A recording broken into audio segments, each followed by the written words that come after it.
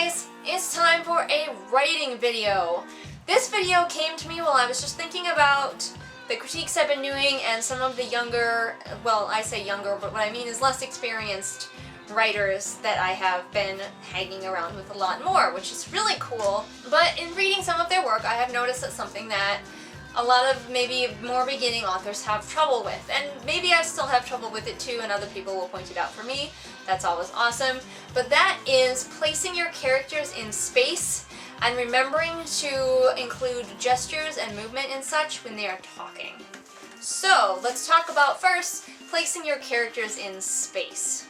I noticed that a lot of novice writers have this problem, and I think it is because they know where all of their characters are in, say, a room. So they don't remember to tell the reader where all of the characters are. Especially if it comes up later where two characters have to be close to each other and we had no idea where they were in the room, and so we're like, whoa, hey, teleporting characters. Teleporting characters can happen to the best of us, of course. Remember, if you don't give your reader any placement of your characters in space, they're going to place them themselves in their head, and they're probably going to place them wrong.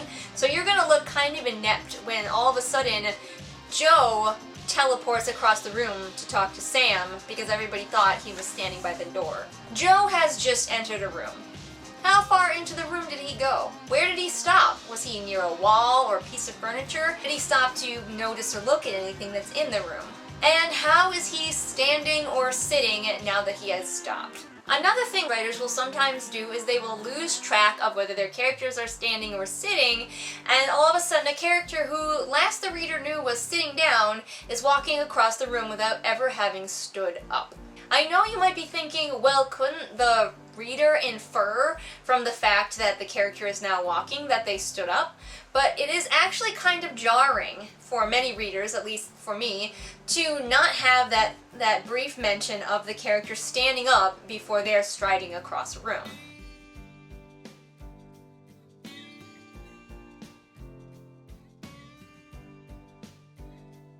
It's tempting to skip steps, but I honestly don't think you're treating your readers like an idiot if you let them know what your characters are doing and if they're changing what they're doing in a scene. Remember that your characters have physicality. They take up space. Picture the room or scene that they're in your head and place them in it, and of course then let your readers know where they are. It's also helpful to place characters in relation to each other. If Joe suddenly whispers to Greg, it would be really confusing if the last the reader knew Joe and Greg were on opposite sides of the room, or even not standing terribly close to each other. So remember, whatever actions your characters are taking have to make sense with where you place them in the room, and if you let your readers know where that is, it'll be a whole lot less confusing for them. Keep track of what your characters are doing physically in your head as well. Are they standing with their arms folded? Are they leaning against something? Are they pacing the room? Very seldom do human beings just stand there with their arms at their sides, so think about what all of these characters are doing. And like I said with the standing up, remember to reconcile actions. If Greg has started to pace the room, then unless he is going to do that for the rest of the scene, remember to stop him pacing when you think that he would stop, and let your readers know that he's stopped pacing. If Greg is leaning back too far in his chair and leaning on the two back legs, remember before he can move about that you either have to set him right or tip him over. And now comes another really important part, and it's kind of part of this subject, which is why I lumped it into this video, and that is motions and your character's body while they are talking. Dialogue is fun to write. I enjoy writing dialogue. Some people have more trouble with it than others. If you're someone who has trouble with dialogue, comment below and let me know what trouble you have. I'd love to do a video about dialogue, but I'm not sure what problems people are having. So, comment below, let me know your thoughts. Anyway, while you are writing dialogue, obviously it's important to know where your characters are physically in relation to each other, to know whether they can whisper or yell to each other to speak. But also remember not to get too caught up in the dialogue and forget to describe what the characters are doing. It's a really good way to break up dialogue to describe your character's body language. Human beings communicate a great deal through body language and facial expressions. As you may have noticed, I talk a lot with my hands, so if you're writing a character like me, you could add in a lot of gestures. Unless that other person is a robot, most of the time people do things with their hands, their bodies, and their faces while they're talking to each other. So remember to include that. Body language is a really great way to show your readers, instead of telling them, what your character is feeling as well.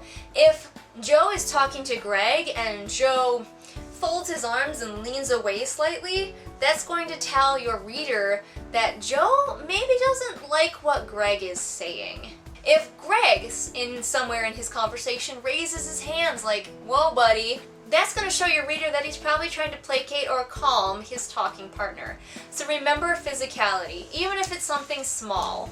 Jane likes to stick his claws into my leg while I'm talking. So, you can always add that in if you've got animal characters.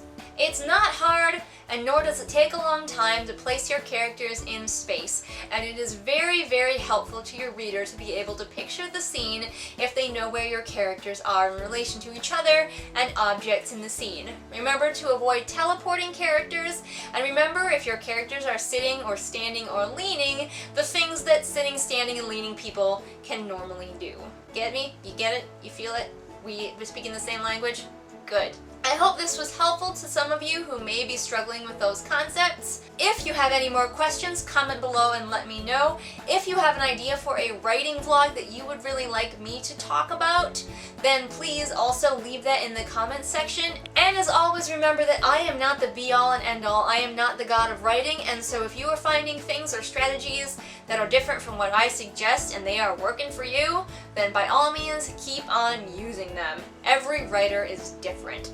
Jane is having a sulk because he had to get off my lap because he was clawing the crap out of my thighs. But if he wasn't having a sulk, he would tell you to like, subscribe, and share this video with your friends if you found it helpful.